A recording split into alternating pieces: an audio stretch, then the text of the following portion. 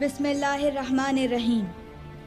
اے انسانوں، آج میں آپ کو پریشان کرنے آیا ہوں۔ میں یہاں پر آپ کے ضمیر کو جھنجھوڑنے کے لیے آیا ہوں اور آپ کی آنکھیں کھولنے آیا ہوں۔ اسلام کے اس قدیم شہر میں ایسے لوگ ہیں جو بھوکے سوتے اور جاگتے ہیں۔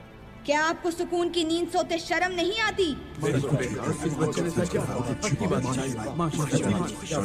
مسلمانوں کے شہر میں اگر ایک بھی شخص بھوکا رہے تو پیٹ بھرنا اور پیٹ بھر کر سونا بڑا عیب ہے۔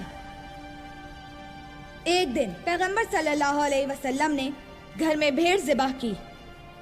حضرت عائشہ نے اس کی ٹانگ کے سوا سارا گوشت پڑوسیوں میں بانٹ دیا۔